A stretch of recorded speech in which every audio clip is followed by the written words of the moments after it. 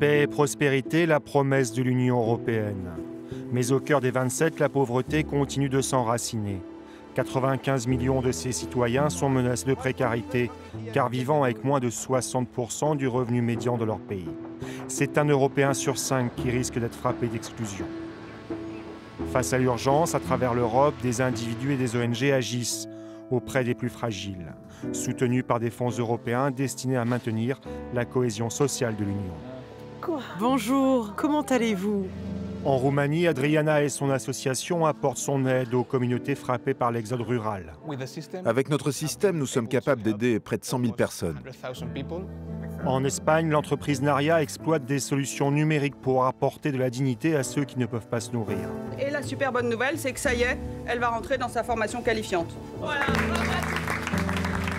Et en France, Brigitte et son équipe redonnent confiance en eux aux oubliés de l'emploi.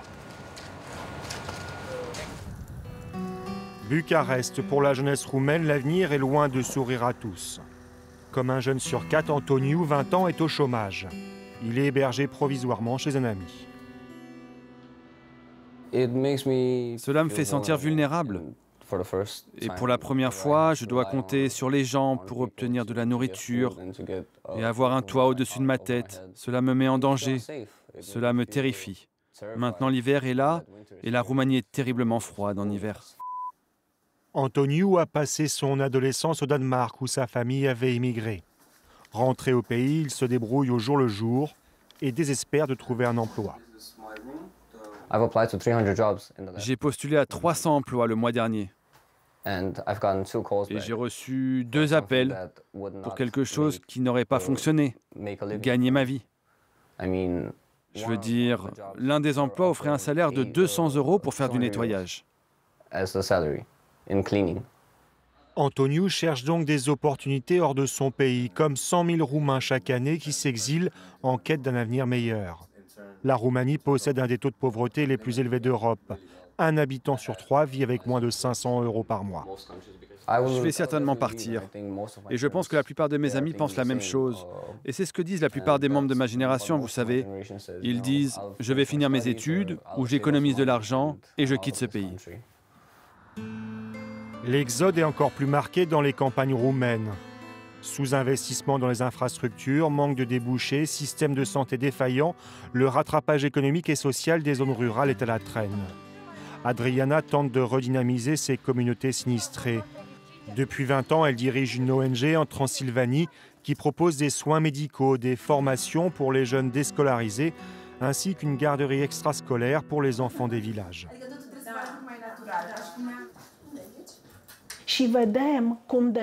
Malheureusement, les jeunes partent en ville. C'est là qu'ils se forment et puis ensuite ils trouvent un emploi. Très peu reviennent. C'est pourquoi je pense que le plus urgent serait de leur trouver un avenir ici. Selon Adriana, son ONG intervient là où l'État est défaillant. Grâce à son expérience acquise dans la recherche de financements européens, son centre médico-social a bénéficié de 200 000 € de subventions. L'État dispose de certains services, mais c'est très bureaucratique. La principale différence entre l'État et nous, c'est que nous faisons réellement des choses. Les agents de l'État restent généralement dans leur bureau et attendent que les choses se passent. Nous allons sur le terrain. C'est quelque chose que nous, en tant qu'ONG, pouvons faire. L'un des autres projets qu'elle a soutenu est cette usine de jus de fruits. Le jeune patron de 25 ans est revenu de France pour monter cette entreprise dans un village déserté. 2 emplois ont été créés. L'ONG a déposé un dossier et obtenu 25 000 € du Fonds social européen. Sans cela, je n'aurais pas pu me lancer. Je ne serais pas là. Je veux dire, sans cet argent, je n'allais pas ouvrir une entreprise comme celle-là. Ici, avant, il n'y avait que des mauvaises herbes. Il n'y avait absolument rien, rien n'était construit. Je veux dire, en presque 2 ans, il y a maintenant cette petite usine qui a été remise sur pied. Mais pour l'instant, les efforts de Nistor ne représentent qu'une goutte d'eau pour inverser le déclin démographique de la Roumanie. 5 millions de Roumains se sont expatriés, soit un quart de la population, depuis la fin de l'ère communiste. Pourtant, depuis son adhésion à l'UE il y a 15 ans, la Roumanie a bénéficié d'un montant net de 44 milliards d'euros de subventions européennes, contribuant ainsi à presque doubler son PIB. À l'autre bout de l'Europe, au sud, en Espagne, la pauvreté est la plus visible sur le front de l'alimentation. Pas une ville sans croiser ce qui est appelé ici les fils de la faim. Vous êtes combien dans la maison? Les bénéficiaires de cette distribution, des femmes enceintes et de jeunes mamans. En Espagne, plus de 40% des familles monoparentales vivent sous le seuil de pauvreté. Je m'occupais d'une grand-mère, mais je gagnais 250 € par mois, ce qui n'est même pas suffisant pour le loyer. Ensuite, nous avons dû commencer à chercher un peu partout. On nous a dit qu'il fallait aller à la sécurité sociale, et à la sécurité sociale, ils nous ont dit de venir ici.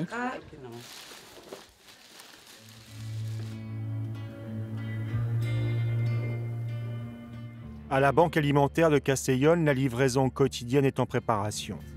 Ces distributions fournissent de l'aide aux plus pauvres tout en permettant aux producteurs et aux magasins de se débarrasser de leurs excédents et invendus. Les supermarchés l'apportent le matin. Et à partir de 12h30, les différentes ONG viennent chercher les lots. Autrement dit, ici c'est un moulin. Ça arrive le matin et repart le midi.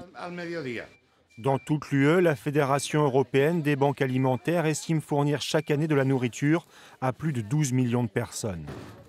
Viande fraîche, produits laitiers, pâtes dures et produits en conserve, le tout est assemblé dans des cartons pour des familles. Cette banque alimentaire des Castellón de la Plana distribue 2000 tonnes de nourriture par jour pour 20 000 personnes dans la région. Dans la province, nous avons un taux de pauvreté de 27%. Pour moi, cela me semble dément. Au niveau national, la Fédération des banques alimentaires d'Espagne vient en aide à environ 1 300 000 personnes. Et il y en a toujours plus.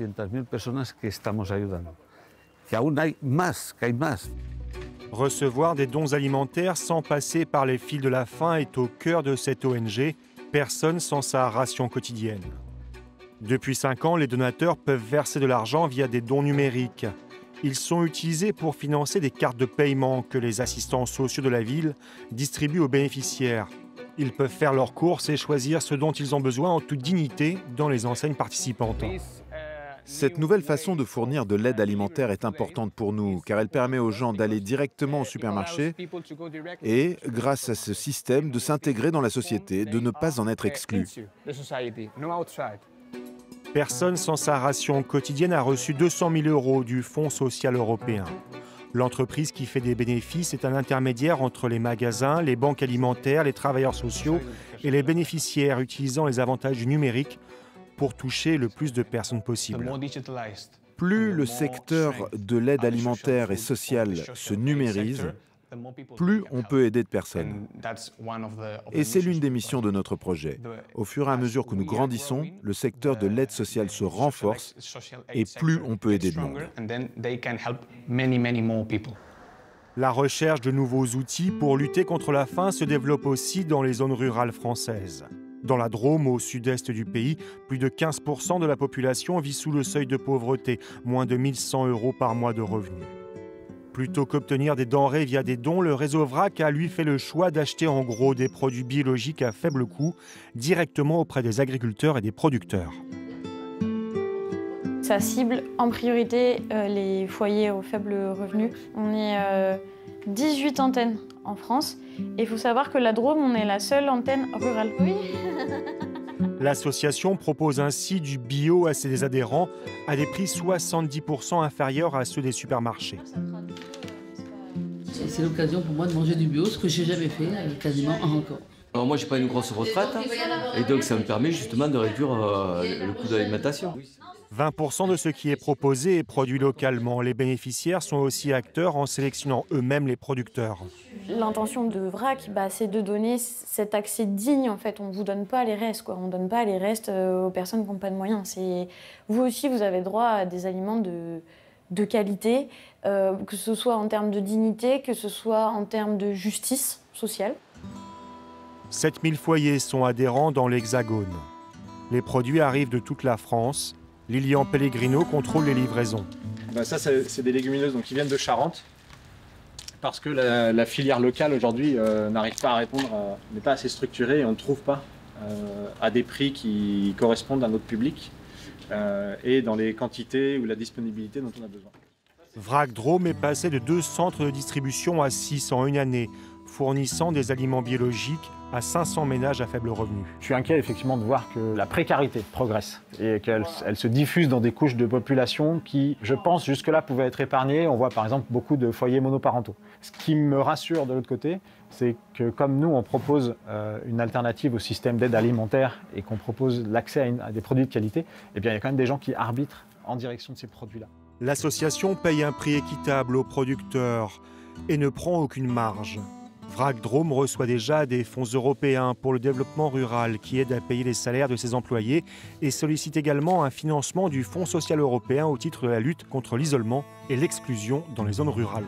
Donc on va avoir des populations qui se retrouvent confrontées à une précarité alimentaire, aggravée en milieu rural par l'isolement, par les problèmes de mobilité, par le vieillissement des populations. Vrac vient répondre en apportant l'accès à cette alimentation, en permettant d'avoir des lieux de rencontre, des temps de rencontre et d'échange entre les personnes. Ces associations doivent avoir des partenaires financiers, publics ou privés, et suffisamment de trésorerie propre pour obtenir une subvention, car les aides de l'UE viennent toujours en cofinancement. Une contrainte qui limiterait les actions des ONG qui agissent auprès des plus démunis, selon certains spécialistes de la politique de cohésion. Ça élimine automatiquement une partie des porteurs de projets qui avaient des super projets, mais qui ne vont pas soumettre de projet parce qu'ils n'ont pas les compétences en interne. Or, les associations qui bénéficient des fonds européens sont souvent des associations qui visent à remettre dans l'emploi des personnes qui sont déjà très pauvres. Mais il faut déjà leur mettre un toit sur la tête et leur donner à manger. Et c'est ce type d'association qu'aujourd'hui l'Union européenne n'arrive pas à aider. C'est toujours un petit peu les mêmes qui dansent en quelque sorte, c'est toujours les mêmes qui récupèrent ces fonds européens. Assurer un travail à ceux qui en ont été exclus par des accidents de la vie. Ateliers sans frontières existe depuis 20 ans. Aux portes de Paris, ce chantier d'insertion propose des emplois aidés et une seconde chance pour les chômeurs de longue durée. Tri, reconditionnement, une 50aine de personnes s'activent dans ce hangar. Thierry, 57 ans, employé dans le bâtiment, a été licencié il y a 6 ans. Il travaille maintenant à temps partiel pour 800 € par mois. Avant de rejoindre l'atelier, ce senior avait peu d'espoir de réintégrer le marché du travail. Les seniors, je crois qu'ils sont les deux côtés, je crois. Moi, ce que j'espère, c'est de trouver quelque chose qui m'emmène le plus loin possible, quoi, pour être toujours actif, pas rester sans rien faire. Ouais, si je pouvais trouver un CDI comme ici, pour moi, c'est comme si je repartais à zéro. En 3 ans, Pascal a perdu travail et logement et percevait 400 € par mois de minima sociaux. Il a été orienté vers cette structure d'insertion. Il remet le pied à l'étrier pour tourner une nouvelle page. J'étais arrivé à un stade où on n'est plus sûr de nos capacités, de ce qu'on sait faire. Est-ce qu'on peut le reproduire après une longue période d'inactivité? On se rend compte qu'on n'a pas tout perdu et on reprend confiance en soi. C'est quoi votre objectif à terme? Avoir un vrai emploi, récupérer un logement et une situation stable où on peut justement, grâce à ça, essayer de se projeter sur autre chose. Avec sa vingtaine d'encadrants, l'entreprise forme pendant 2 ans maximum au métier de la logistique, du recyclage et propose un suivi pour stabiliser des situations sociales délicates. Chaque mois sont célébrés les départs de ceux qui prennent un nouvel envol. Julio, il est entré en formation au plombier du numérique pour être technicien data center. Rudy, qui est parti en formation dans les espaces verts. Voilà, bravo à tous.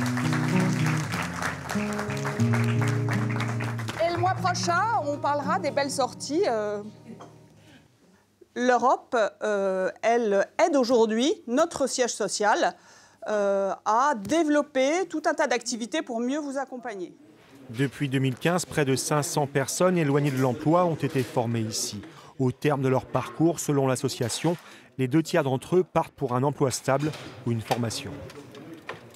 Nous, on leur sert de tremplin vers l'emploi classique. Et je dis qu'on est une entreprise bizarre parce qu'au fond, quand ils commencent à vraiment bien maîtriser leur poste et à répondre complètement aux attendus du poste, ça veut dire qu'ils sont prêts à aller dans une entreprise classique. Cet atelier fait partie d'un réseau d'entreprises qui a accompagné 20 000 personnes vers l'emploi. Chaque année, l'organisme reçoit 400 000 € du FSE pour financer des postes de formateurs. L'insertion par l'activité concerne 150 000 personnes par an. La France compte 2 millions d'allocataires du revenu de solidarité active d'un montant de 600 € par mois. On a joué notre part à la réussite de la réduction du taux de chômage entre 12% et 7% aujourd'hui, dans un pays avec un État et des collectivités qui sont attentives à ce que des acteurs comme nous jouent un rôle de jonction entre la grande précarité, des gens qui ont décroché, et le monde de l'emploi. Se projeter vers l'avenir, socialiser pour ceux qui étaient encore il y a peu laissés pour compte. À Ateliers sans frontières, le temps d'une soirée, le travail s'est arrêté pour célébrer les fêtes de fin d'année. Les familles des employés ont été conviées. Fête de Noël, ça donne la joie aux enfants, à tout le monde, personnellement moi aussi. Dans l'UE, un enfant sur 4 est exposé au risque de pauvreté. Via des dons, le Père Noël est au rendez-vous.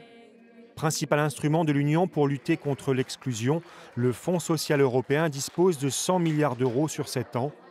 La Commission européenne avait pour objectif de sortir 15 millions de personnes de la pauvreté à l'horizon 2030.